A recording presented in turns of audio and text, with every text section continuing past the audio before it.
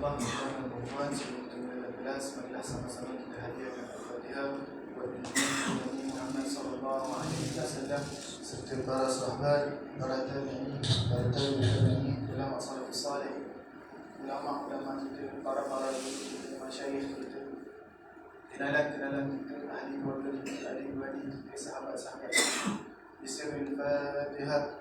أعوذ بالله من الشيطان الرجيم بسم الله الرحمن الرحيم الحمد لله رب العالمين الرحمن الرحيم مالك يوم إياك نعبد وإياك نستعين اهدنا الصراط المستقيم صراط الذين أنعمت عليهم غير المغضوب عليهم ولا الضالين.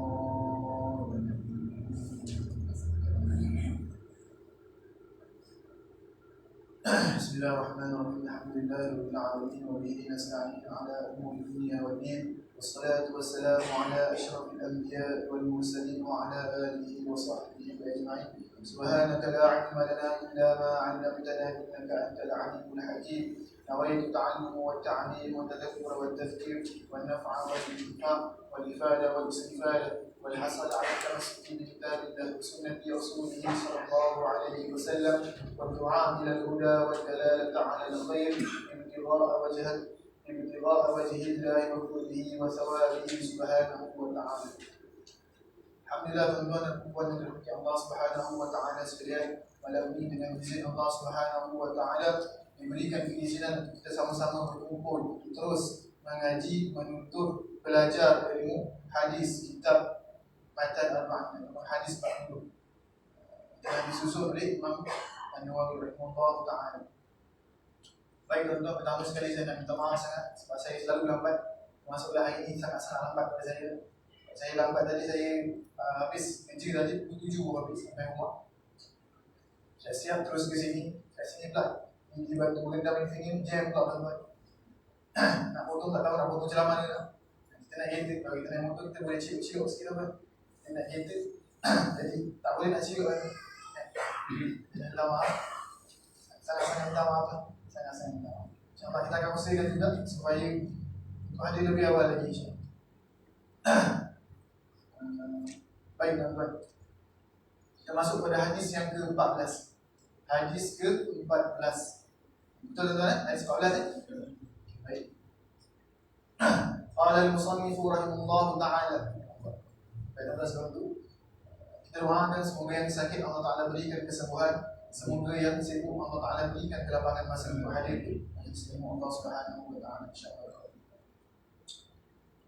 Baik tuan-tuan, sekarang ni musim jerubu tuan-tuan. Musim jerubu KL ataupun di Selangor sana sudah tinggi lah kan? Jadi kena banyak berjaga-jaga lah tuan kan? Banyak berjaga-jaga kan? Saya pun dah mula rasa sakit tekak sekarang kan? Setiap pagi tadi dah mula rasa sakit tekak. Baik tuan-tuan, qala al-musannif rahimahullah ta'ala wa nafa'na bihi wa bi'ulumihi fi daraini amin. Al-hadis ar-rabi'ul 'ashar. Hadis yang ke-14. Suara saya jelas ke? Jelas. Dah tak dengar bagi tuan-tuan apa dah? Allah tiga tuan-tuan. Alhamdulillah. Bahasa Inggeris tuan-tuan. Tapi saya bahasa Inggeris hancur tuan-tuan. Saya punya Inggeris kurang sedikit kan? Naqas, kurang sedikit. قال المصنف رحمه الله تعالى ونفعنا به وبعلومه في دارين آمين. الحديث الرابع عشر. Hadis yang ke-14. Baik. La yahillu dam imri'in muslimin illa bi ihda salas. Tidak halal, la itu tidak, yahillu halal. Tidak halal ataupun tidak boleh menumpahkan dam, itu darah. Tidak boleh ataupun tidak halal menumpahkan darah imri'in seseorang. Seseorang apa? Muslimin. Seseorang Islam. Kat sini hadis ni tertuju kepada orang Islam. La yahillu dam imri'in. Tidak halal ataupun tidak boleh menumpahkan darah seseorang Muslim, orang Muslim itu illa kecuali bi ihda salas, kecuali dengan salah satu daripada tiga sebab. Ini baru tajuk. Baik. An Ibn Mas'ud radhiyallahu anhu qala, daripada Ibnu Mas'ud radhiyallahu anhu telah berkata, qala Rasulullah sallallahu alaihi wasallam, telah berkata Rasulullah sallallahu alaihi wasallam. Jelas tuan-tuan? La yahillu dam imri'in muslimin. Tidak halal, tidak boleh menumpahkan. Tidak halal kat sini dengan bermaksud tidak boleh menumpahkan. Tidak boleh menumpahkan darah imri'in, seseorang muslimin, seseorang Islam itu yang mana enggak? Sini dari syarat sini. Yang mana seorang Islam itu yashhadu an la ilaha illallah.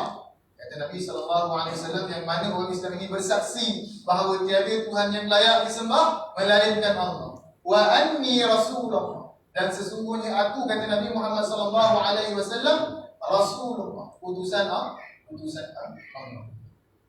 Illa, kat sini ada lafaz istisna. Dalam kaedah bahasa Arab disebut istisna. Illa, kecuali. Illa bi ihda thalasin, kecuali daripada satu, kecuali satu daripada tiga. Kita tengok apa yang pertama. Maksudnya apa tuan-tuan? Satu daripada tiga ni boleh untuk ditumpahkan darah. Itu maksudnya. Illa tadi kecuali salah satu daripada tiga sebab ataupun tiga golongan ini tadi. Pertama, as-sayyibuz zani. As-sayyibuz zani. Sayyib kat sini tuan-tuan, bahasa mudah kita, janda. Sayyib, janda. Kalau anak dara kita panggil bikrun. Nabi kata as-sayyibuz zani, janda yang berzina. Kan? Dalam Quran Allah sebut apa tuan-tuan? Dalam surah An-Nur, az-zaniyatu waz-zani fajlidu kulla wahidin minhuma mi'ata jaldah. Allah sebut dalam Quran az-zaniyatu waz-zani, perempuan yang berzina, waz-zani, dan lelaki yang berzina, fajlidu, pukul ataupun sebatlah, kulla wahidin minhuma, setiap daripada lelaki dan perempuan ini tadi, mi'ata jaldah, 100 kali. Kat sini tuan-tuan, ulama pecah. Adanya muhsin, adanya ghairu muhsin. Apa itu muhsin tuan-tuan? Wanita ataupun lelaki yang telah berkah. Maka hukum dia lain tuan-tuan. Jika ghairu muhsin, jika seorang lelaki ataupun seorang wanita itu tadi belum berkahwin, maka hukum dia pun lain. Kalau hamba, hukum dia pun lain. Tapi hamba kita sikit-sikit dalam tuan. Hamba ni kita takkan cerita panjang lah. Sikit-sikit saja. Baik. Dalam Quran Allah sebut tadi, az-zaniyatu waz-zani fajlidu kulla wahidin minhuma mi'ata jaldah.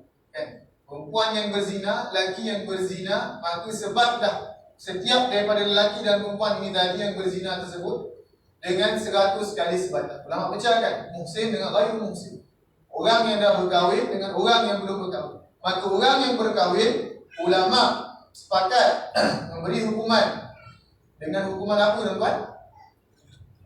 Ar-rajul, rejam. Kan?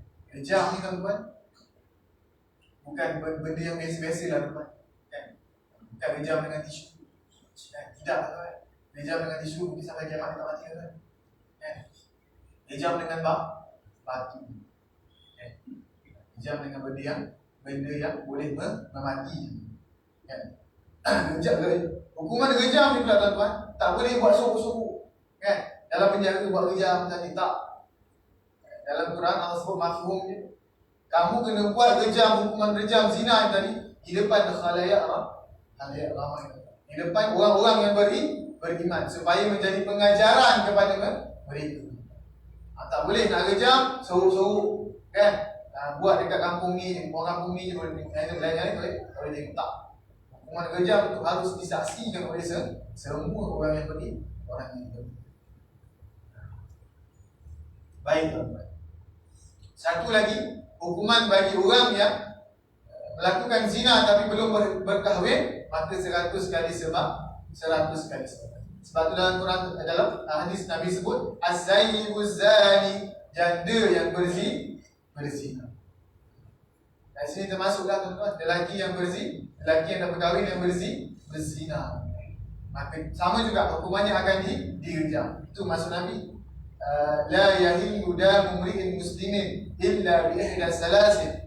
Tidak halal atau tidak boleh menumpahkan darah seorang Islam, seorang Muslim, kecuali satu daripada 3 perkara. Antaranya tadi, orang yang dah kahwin tapi melakukan zina, dia kena rejam. Dia kena rejam. Kan dalam Quran Allah sebut, wala taqtulun nafsal lati harramallahu illa bil haqq. Jangan kamu bunuh, jangan kamu izhar ruh, jangan kamu mengangkat ruh seseorang illa bil haq, kecuali untuk kebenaran, untuk hak ni tadi yang Nabi kata, hak. Tiga golongan. Tak boleh suka-suka kita nak bunuh ni, tak boleh. Tak boleh. Maka bunuh ni pula tuan-tuan, dia terbahagi kepada 3 bahagian. Kan? Bunuh terbahagi kepada 3 bahagian. Kat sini bukan kata bunuh belakang, bunuh depan, bunuh atas, tidak tuan-tuan. Kat sini bunuh dengan sengaja, bunuh separuh sengaja, atau bunuh tidak sengaja. Dalam bahasa Arab ni, qatlul amal, qatlul shibhul amal, qatlul khata. Bunuh tanpa sengaja. Baik, pertama bunuh yang secara sengaja. Bunuh secara sengaja, ulama menafsirkan adalah dengan ada niat untuk membunuh. Kan? Dan menggunakan alatan yang tajam yang boleh membunuh. Kan? Ada niat nak bunuh tapi pakai tisu tuan. Dan tutup kawan dia. Tak mati-mati tuan. Itu bukan bunuh secara sengaja. Dia mestilah sesuatu itu yang tajam, sesuatu yang biasa digunakan untuk membunuh. Contoh apa tuan? Contohnya pisau. Kan tuan? Pisau. Ataupun kalau dalam tentera, Rambo kan? Pisau Rambo. Kan? Dia mestilah sesuatu itu tajam, masyhur dengan membunuh seseorang, ataupun masyhur dengan sesuatu yang alat tajam yang mampu mematikan orang lain. Izharu, mampu mengangkat roh orang lain. Ini bunuh dengan sengaja. Pertama mesti dengan niat, kedua dengan alatan yang tak tajam ataupun alatan yang biasa ini membunuh. Macam tadi kita beritahu kan, dia niat memang nak bunuh tuan-tuan tapi guna tisu. Tak boleh juga tuan-tuan. Dia mesti pertama dia ada niat nak membunuh. Kedua, dia mestilah alatan yang tajam, pisau, apa lagi tuan? Pistol, apa lagi tuan? Parang, semua disebut tuan. Sabit, semua sudah tuan. Kan? Semua ni alatan yang membunuh, maka dia termasuk dalam membunuh secara sengaja dengan niat nak bunuh. Jadi jatuh bawah membunuh secara sengaja. Maka yang kedua, membunuh separuh sengaja. Syibh amat tuan-tuan. Kan? Membunuh separuh sengaja. Contohnya apa tuan-tuan? Dia balik tongkat contoh. Tongkat ni biasanya tidak mematikan tuan-tuan, betul? Kita pukul kawan kita paling kurang mungkin dia akan masuk hospital. Kan? Tapi kita balik tongkat, terkena kepala dia, mati tuan-tuan. Tak ada niat nak membunuh. Kan? Kita balik suka-suka, saya saja tuan-tuan. Tak ada niat langsung untuk membunuh. Maka dia termasuk dalam syibh amat. Ataupun bunuh separuh sengaja. Ini bunuh. Kan? Maksudnya pertama, dia tak ada niat untuk membunuh. Dan alat yang digunakan pun tidak digunakan biasanya, ghalibnya selalunya tidak digunakan untuk membunuh. Dia tidak gunakan pisau, senapang, pistol, parang dan sebagainya. Dia hanya gunakan tongkat. Kan? Ataupun apa tuan-tuan? Ataupun batu.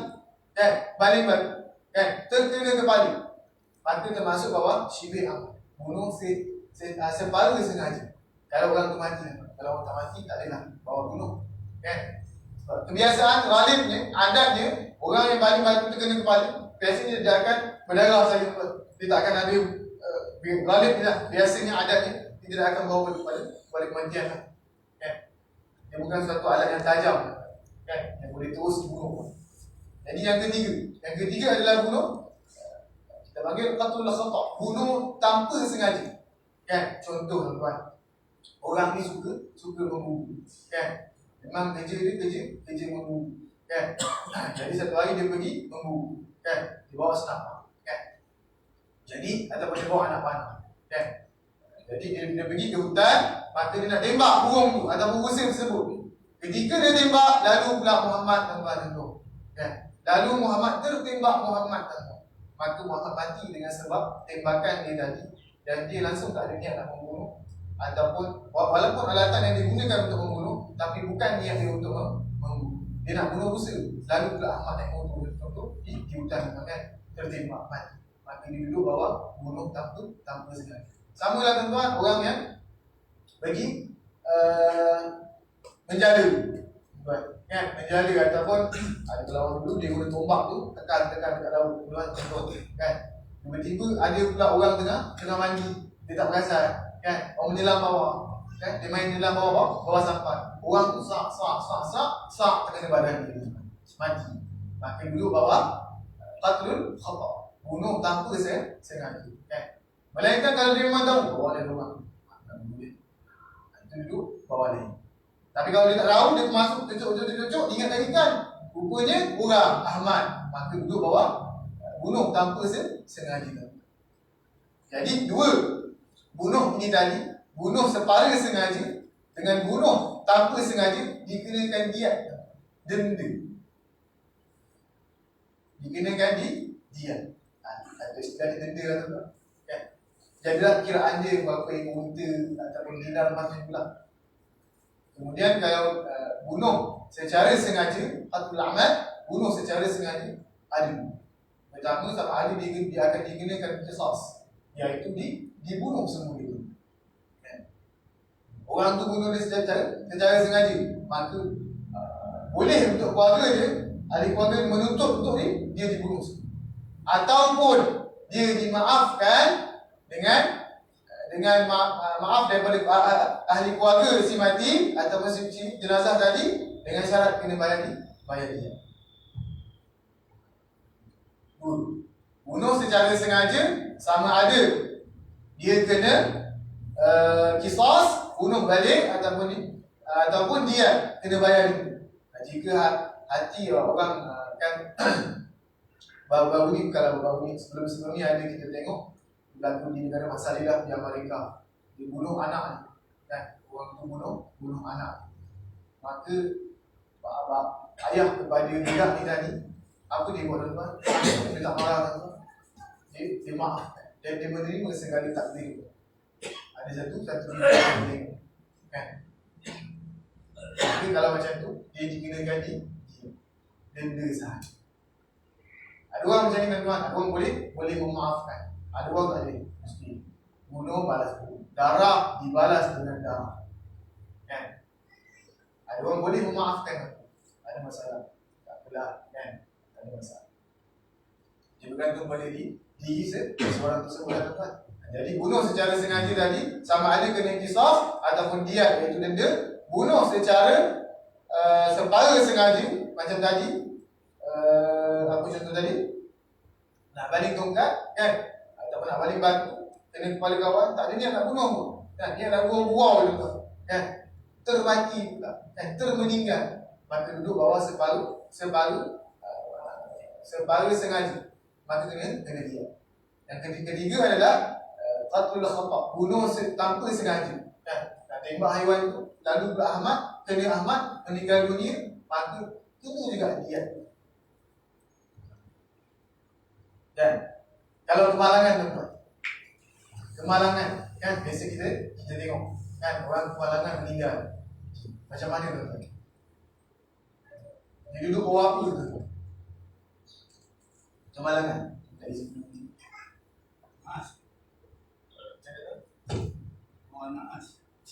Bawa nafas.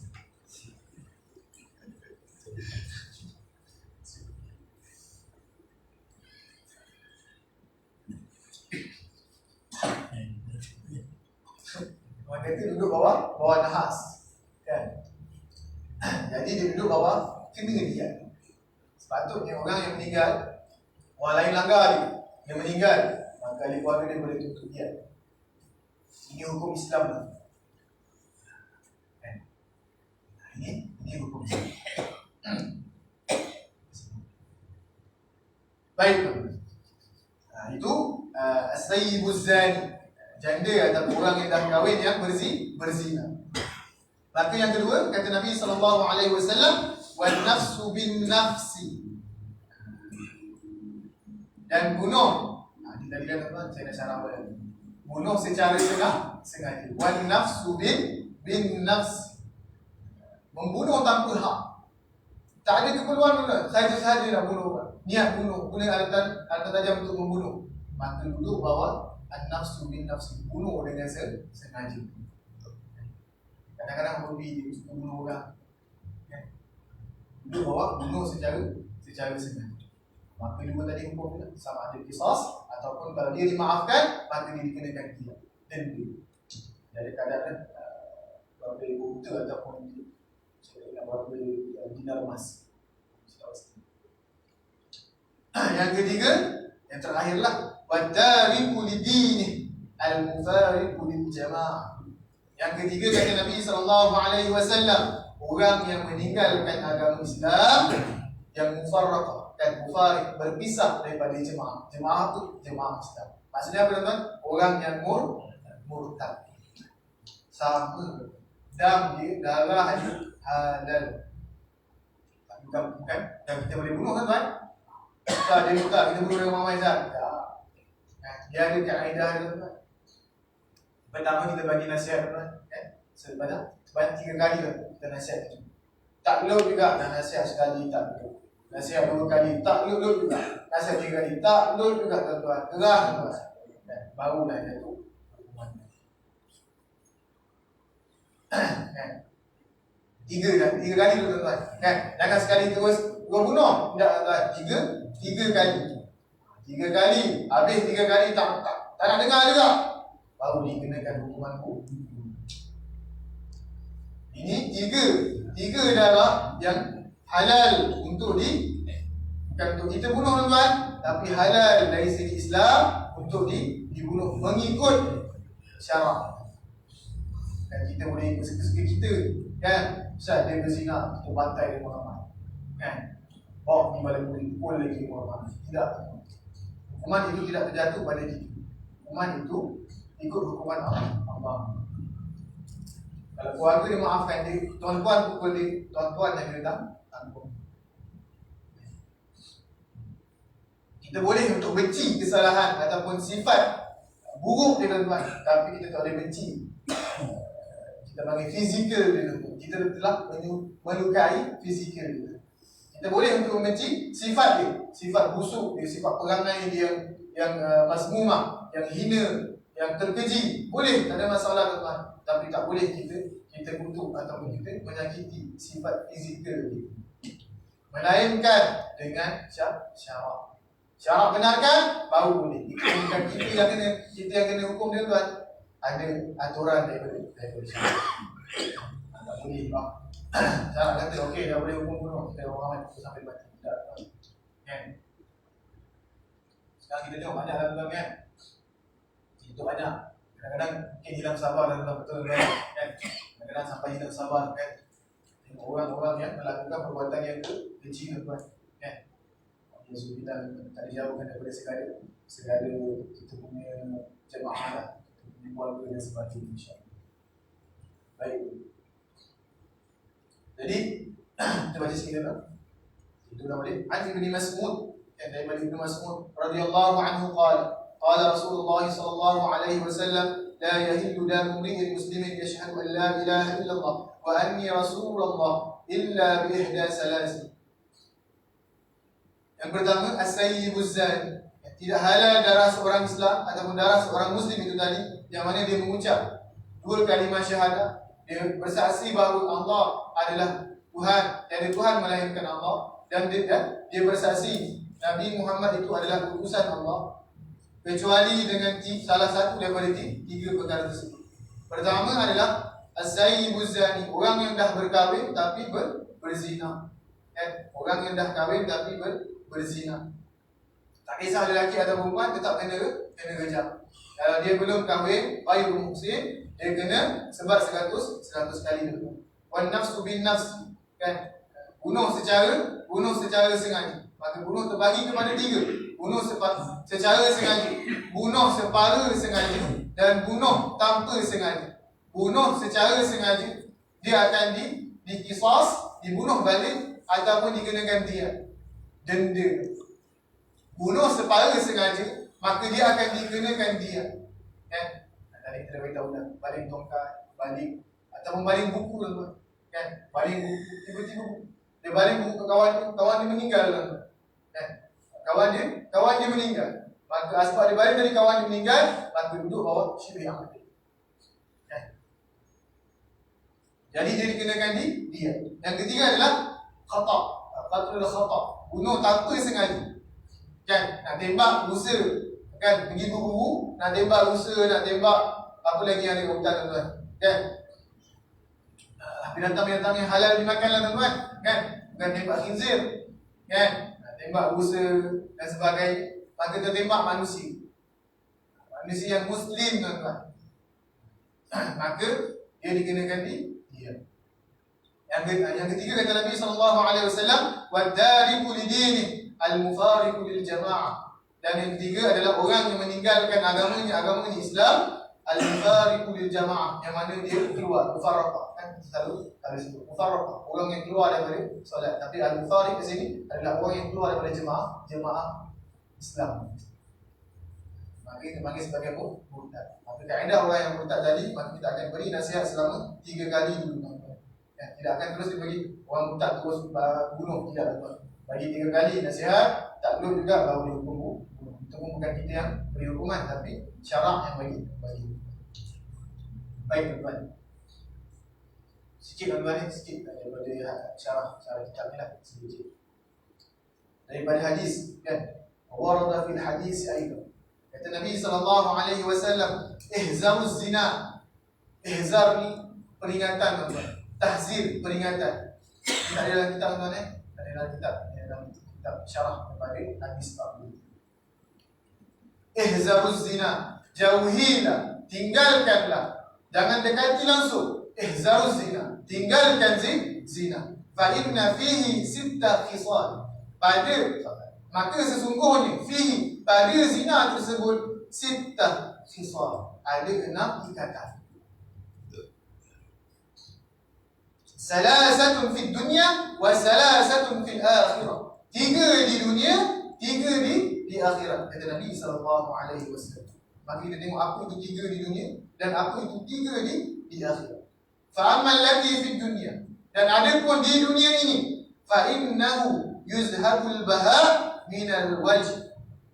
Orang yang melakukan zina, maka dihilangkan, pergi ataupun hilanglah segala kemuliaan, keberkatan, kecerdikan yang ada di wajah, di kepala.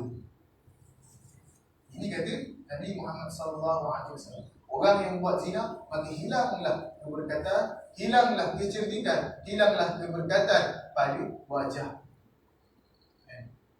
Tak boleh kita nak nilai sekarang tuan-tuan. Kan? Dia muka gelap Ustaz, hitam. Kan? Tak berkat hidup Ustaz. Kan? Dia buat zina mungkin Ustaz. Tidak tuan-tuan. Kan? Tidak. Kan? Itu mungkin dia orang Afrika tuan-tuan, memang muka dia hitam. Kan? Takkan kita nak cat orang putih. Kan? Memang macam tu kejadian dia tuan-tuan. Kan? Hitam kat sini dengan bermaksud tak ada cahaya, tak ada keberkatan yang langsung masuk dalam diri dia. Asbab dia melakukan zina itu tadi. Kan? Ini kita dah bagi tahu. Al-ilmu nur, ilmu itu satu cahaya. Wa nurullah la yudhal asli, dan cahaya Allah itu, ilmu itulah tidak akan diberikan la yudhal lil asli pada orang yang melakukan maksiat, lebih lagi zina. Yang pertama adalah hilangnya ataupun terangkatnya segala kemuliaan, kecerdikan ataupun keindahan pada wajah. Nur dia tak ada tuan-tuan. Suram. Itu yang pertama kata Nabi SAW. Yang kedua, wayuratul faqr. Yang kedua, dia akan mewarisi kefakiran. Dia akan mewarisi kefakiran. Buat zina, maka dia akan mewarisi kefakiran. Hidup tak berkat, tak ada kebaikan yang masuk. Maka miskinlah. Miskin kat sini apa teman? Tiada yang bahak, tiada yang bahagia. Nak masuk syurga Allah Ta'ala tuan-tuan dengan reda. Dengan reda Allah datang daripada mana tuan-tuan? Daripada amal. amal kita untuk mengikuti pahala-pahala yang ada dalam muka bumi Allah Subhanahu Wa Taala. Kan? Habis kalau kita amal apa sahaja tak ada terima dengan sebab zina tadi, maka kita dah mewarisi kefakiran, iaitu kurangnya pahala. Jadi kena hati. Nombor 3 tuan-tuan, wa yunqasul rizq wal 'umr, dan mengurangi rezeki dan umur. Orang yang buat zina, orang yang melakukan zina, maka pendek umur. Bahasa mudah ni. Orang yang melakukan zina, maka dia pendek. Wa yunqasul rizq wal 'umr, dipendekkan ataupun dikurangkan rezekinya, dihapuskan ataupun dikurangkan rezekinya, wal 'umr, dan dia akan pendek. Wa amma allati fil akhirah, dan ada pun di akhirat. Tadi di dunia memang 3 kan. Pertama, hilangnya kemuliaan, keberkatan dalam wajah ataupun kepala. Wa yurasul faqr, dan dia akan mewarisi kefakiran, tak ada pahala yang masuk dalam diri. Wa yunqasul rizq wal 'umr, dan kurang rezeki dan dipendekkan umur. Wa amma allati fil akhirah, dan ada pun pada akhirat, fayanzurullahu ta'ala ilaihi bi'ainil ghadabi fayusawwidu wajhah, maka Allah Subhanahu Wa Ta'ala melihat orang ini tadi bi'ainil ghadab, dengan mata yang benci. Orang yang melakukan zina dekat akhirat kelak, Allah tengok dia dengan mata, ataupun dengan pandangan yang benci, pandangan yang keji. Baik, kena hati-hati kan.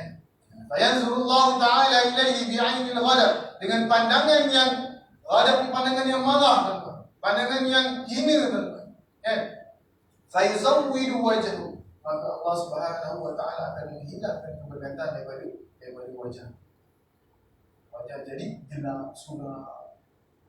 Sebab apa tak ada keberkatan yang masuk. Wazaniyah, dan yang kedua, yakunu hisabuhu hisaban syadida. Yang kedua, yakunu hisab dia kena hisab dalam kita habis hidup di dunia. Kita dah habis amal kita di dunia, maka kita akan pindah ke negeri yang kekal abadi, iaitu di akhirat. Maka kita semua akan dihisab, walaupun sekecil amal itu. Maka orang yang melakukan zina ini tadi akan dihisab hisaban syadid, akan dihisab dengan hisab yang sangat-sangat pedih. Hisaban syadid. Kat sini musannif gunakan mafhum mutlak, nak bagi tahu sangat-sangat pedih hisab bagi orang yang melakukan zina. Wasalisatu, dan yang ketiga, yashubu fi silsilati ila an-nar, diseret, sahabat tu diseret fi silsilati ila an-nar, pada keturunannya di neraka. Sebab apa tuan-tuan? Orang yang berzina dia melahirkan anak dua. Anak itu tidak berdosa tuan-tuan, yang berdosa mak ayah. Tapi anaknya kena terbiah daripada mak ayah. Perbuatan daripada mak ayah tersebut mengakibatkan dia punya keturunan masalah. Esok dia nak kahwin jadi masalah. Okay. Esok dia nak kahwin jadi masalah. Tak ada wajib. Dikatakan tak sah. Dikatakan berzina tanpa ada akad yang sah, tanpa ada akad nikah yang sahih, maka dia tak ada wajib. Dia akan jadi masalah. Ya. Itu yang ketiga. Maka dekat akhirat, kata Nabi SAW, Allah Ta'ala akan pandang dia dengan pandangan yang paling benci. Dan digelapkan, disuramkan muka dia. Yang kedua, yakunu hisabu hisaban syadidah, maka dia akan dihisab, dia akan dihitung, dia akan dihisabnya benar-benar. Bahasa mudah, hisab. Disedut. Oh, itu hisab lain.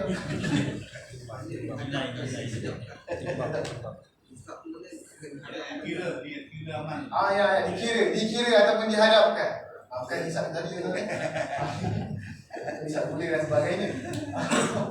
Okey. Jadi Dihisab itu adalah dihitung ataupun dikira, dihadapkan segala amalan di tuan-tuan ke hadapan Allah Ta'ala. Kemudian setelah dihitung, dikira amalan dia, maka dia akan dihisab, dia akan akibat daripada hisab tadi, dia akan apa ayat yang sesuai ni tuan-tuan. Nak kata dia akan di pembalasan dia sangat-sangat syadid tuan-tuan. Sangat-sangat berat tuan-tuan. Tak jumpa ayat bahasa Melayu payah. Tak jumpa betul-betul ayat bahasa Melayu. Itu soal sendiri lah. Macam mana? Itu soal sendiri. Di soal sendiri. Sendiri. Di soal sendiri, betul. Di soal sendiri, kemudian habis soal sendiri tersebut dengan amalan tersebut, maka dia akan dihisab dengan hisab yang bukan hisab bila-bila tuan-tuan. Maka dia akan dihisab dengan hisab yang sangat-sangat berat bagi orang yang berzina. Sampai tadi tuan-tuan. Nombor 3 adalah diseret keturunannya ke neraka. Yushabu fi silsilati ila an-nar. Dia akan jadi masalah pada keturunannya. Bawa masalah dengan asbab perbuatan zina tadi. Sebab ada kes tuan-tuan di mahkamah. Kan? Anak dia nak kahwin, dia ambil dari mana wali tu. Lepas tu mak dia bagi tahu yang dia ni kahwin luar nikah. Ataupun dia ni dapat hasil daripada luar nikah. Dia ada banyak tinggilah nanti. Kan? Dia akan jadi masalah tuan-tuan. Sebab wali itu datang daripada akad nikah yang sahih. Tak boleh dia jadi wali walaupun tu ayat. Ya, wali akad nikahkan wali. Dia akan jadi wali lah. Wali itu dia akan pemerintah qadi. Pemerintah biasanya akan letak pada qadi lah, hakim. Baik, dia akan jadi berat tuan-tuan, dia akan payah. Dia punya prosedur nak ke atas dan sebagainya payah. Dengan sebab perbuatan berdua ini tadi, bersama ini tadi, dia akan menyusahkan keturunan bawah.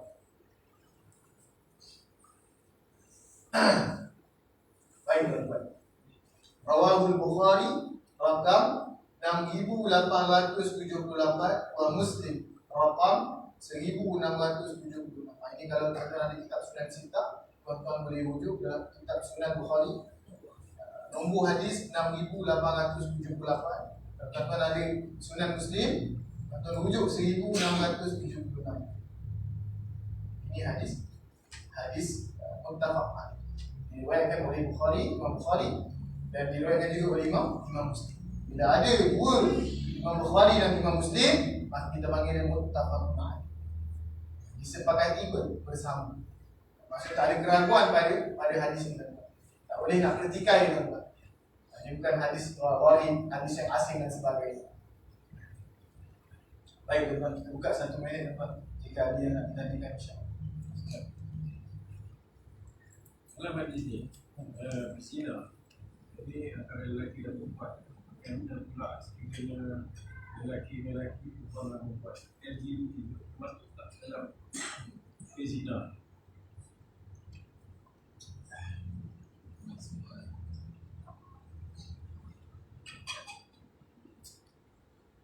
Baik, soalan. Perempuan dengan lelaki zina, betul tak? Macam mana pula lelaki dengan lelaki dan perempuan dengan perempuan? Maka hukum dia ditentukan oleh pemerintah. Kita bagi dalam bahasa Arab.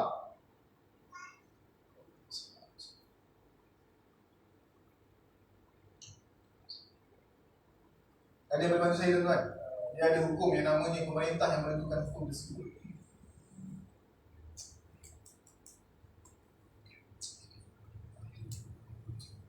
Dia ada hadis asal ada menengok hak yang ditentukan oleh pemerintah. Ada satu hukum ataupun had ataupun hukuman yang ditentukan oleh pemerintah. Sebagai dia dalam sekarang jaga ya betul. Jadi akan ditentukan oleh pemerintah. Pemerintah yang akan menentukan apa hukuman.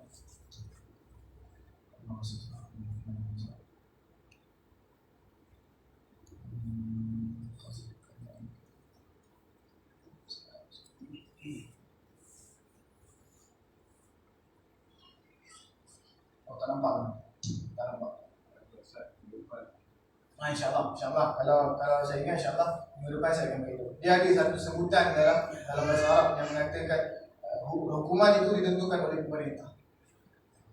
Saya ingat apa nama satu kalimah yang kata hukuman tersebut ditentukan oleh pemerintah. Kan? Sekarang kita tengok banyak tuan, lelaki dengan lelaki, perempuan dengan perempuan. Kan? Berat, sangat-sangat berat. Kita dah kembali kepada zaman Nabi Lut. Kan? Patutnya orang yang belajar sejarah, dia tak akan mengulangi sejarah. Kalau dia tahu kaum Nabi Lut diseksa, diazab dengan sebab perbuatan lelaki dengan lelaki, perempuan dengan perempuan, dia tahu macam mana azab Nabi. Azab daripada Allah Subhanahu Wa Taala turun pada kaum Nabi Lut. Maka bila dia belajar, dia akan buat ke depan. Dia tak akan buat. Sebab dia tahu azab. Ini masalah bila tak belajar, maka dia akan ulang balik sejarah yang sama. Sebab itu kena belajar. Okey, tuan-tuan, ada soalan lagi tuan-tuan?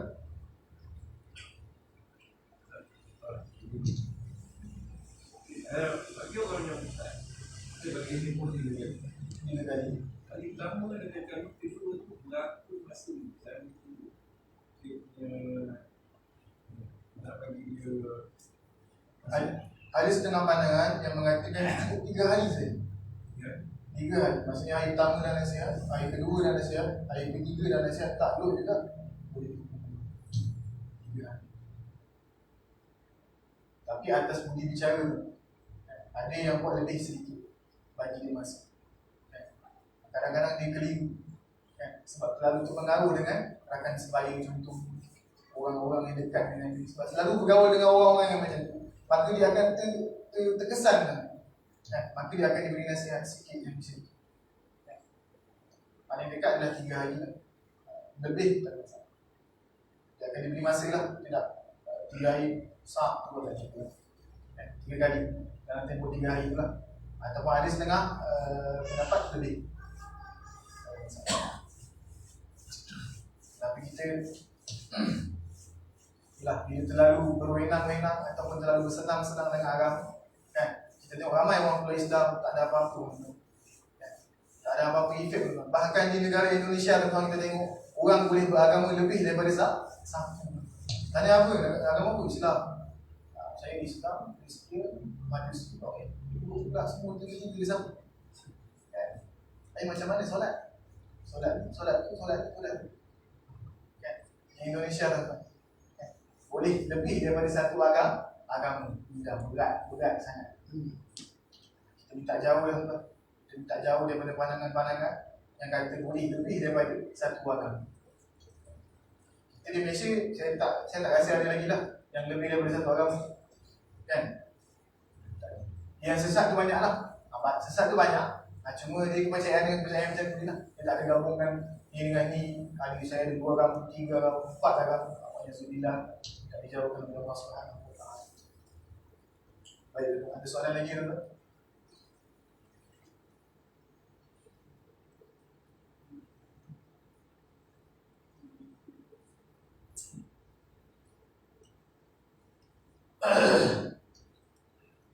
Ada soalan lagi tuan? Tadi.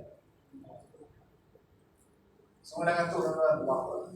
Di surau di Allah SWT, di surau saya mengajar di Teluk Mas. Bagus tuan-tuan. Dia menyediakan kerusi, apa nama dia kerusi? Dia ada kerusi yang kita letak di bawah yang boleh menyandang. Ada lah. Biasanya kalau saya mengajar, ya kita maklum tuan-tuan, bila datang di masjid ni kebanyakan yang datang adalah orang-orang yang lebih pengalaman tuan-tuan. Kan? Jadi dia suka untuk menyandang. Kan? Ada yang cari dinding dan sebagainya. Tak ada masalah tuan-tuan. Kan? Yang penting kita hadir dalam majlis ini. Dapat doa daripada para malaikat. Daripada rumah baca surah Al-Kahfi seharian tuan-tuan kan? Kan? Apa doa pun tak dapat. Maka datang masjid, dengar saja pun tak perlu tuan. Kan? Yang bagi faham tu Allah tuan-tuan. Tak faham setahun pun tak apa tuan-tuan. InsyaAllah akan datang Allah Ta'ala akan bagi kefahaman. Kan? Dia disediakan satu kursi. Nak cakap pasal kursi ni.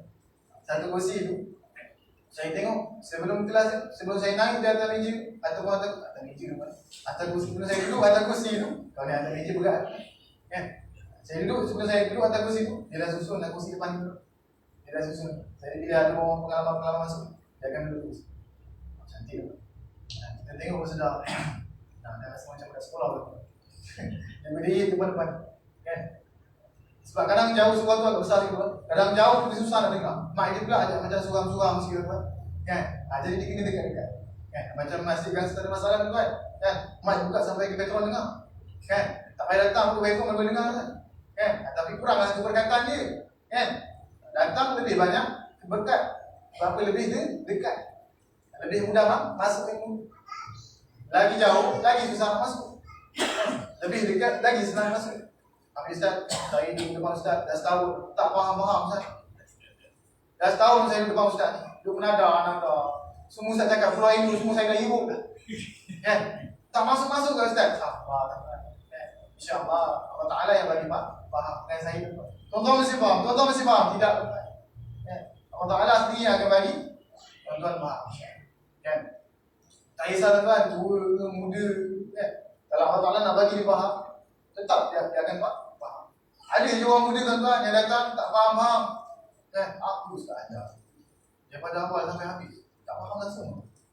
Kan? Pakcik yang datang lama sikit faham dah. Kan? Sebab Allah Ta'ala yang bagi dia faham. Kan? Bukan nak kata dia cerdik ke apa, tidak. Kefahaman tu Allah Ta'ala yang bagi. Man arada bihi khairan yufaqqihu fid din. Siapa yang Allah Ta'ala nak bagi dia kebaikan, yufaqqihu fid din. Allah Ta'ala akan bagi dia faham tentang agama. Orang yang faham agama, insya-Allah dalam hidup dia sentiasa ada kebaikan. Tapi Ustaz, kalau saya tak faham, kebaikan tak langsung ke dalam diri saya Ustaz. Tak. Banyak pula dia persoalan. Kan? Panjang mesti mau sampai subuh ni kan. Kan? Baik tuan-tuan, saya kira tak ada soalan tuan-tuan Baik, insya-Allah. Kalau memang tak kena ulang lagi bukan. Itu tepi tuan-tuan kan. Lepas ceramah kena pula ulang tuan-tuan. Kan? Ada pula kambing kuning Allah Akbar. Kan? Sebenarnya macam mana orang yang menuduh perempuan yang baik itu masuk dia had qasam. Menuduh perempuan yang suci berzina termasuk dalam had qasam. Jika datang untuk orang saksi dan sebagainya, jika tak datang, maka orang ni tadi dia akan disebat 80%. Sebab dia menuduh perempuan suci, perempuan Islam yang suci berzina. Tapi kalau betul dia berzina, maka orang dia kena hukuman. Nama dia had qasam. Yang dia banyak kalau dekat jinayah Islam itu dari banyak qazaf dengan orang yang menyamunkan mak dengan isteri dan macam-macam cerai dan sebagainya. Itu semua di bawah jinayah. Kat sini duduk bawah qazaf. Orang yang menuduh perempuan suci, perempuan Islam yang suci berzina. Maka kalau betul dia berzina, maka dia akan dikenakan hukumanlah sesuai dengan apa yang kita belajar. Kalau tak betul, maka orang yang menuduh tadi akan disebat 80 kali di hadapan khalayak ramai. Bukan duduk sorok-sorok dekat belakang masjid sebab tidak. Di depan khalayak ramai. Di depan orang-orang yang beriman. Bahagia hadul qasam. Had qasam. Baik, tuan. Lagi soalan tuan? Ustaz, memang berada di Mesir. Tidak Di Mesir tidak diamalkan ataupun tidak dibuat hukuman tersebut. Tidak dibuat hukuman tersebut. Atau mungkin saya yang tidak tahu. Yang mungkin saya pun pergi kuliah balik, mungkin saya sendiri tak campur. Tapi saya campur dengan orang kampung tuan-tuan. Dia suka duduk borak dengan orang-orang pengalaman di Arab sana. Duduk dia, Aisyah kata nak teh. Saya akan borak. Kita borak. Duduk 2 jam. Borak. 2 jam. Sembang tadi. Sembang dalam bahasa Arabiyah kan, bukan bahasa Arab. Saya faham.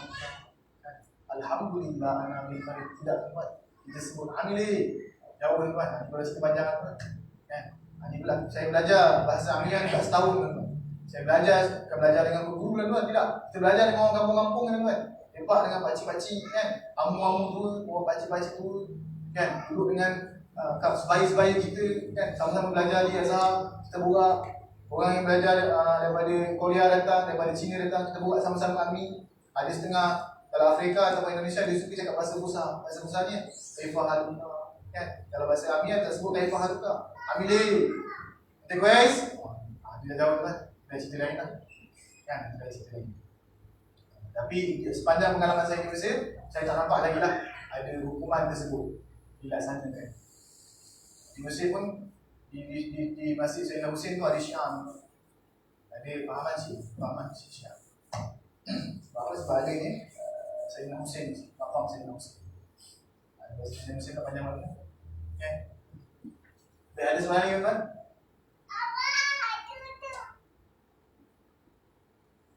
Saya secara jujur tuan suka tuan bila dengar ada suara budak. Sebab pada saya inilah pelapis Islam. Kan? Bila kita semua dah tak ada tuan-tuan, inilah yang lari apa. Dia suka yang ke depan. Sama macam di surau atau tempat lain saya mengajar, ada je budak-budak yang main. Tak ada masalah tuan. Tak ada masalah. Baik tuan-tuan, tak ada soalan tuan-tuan ni?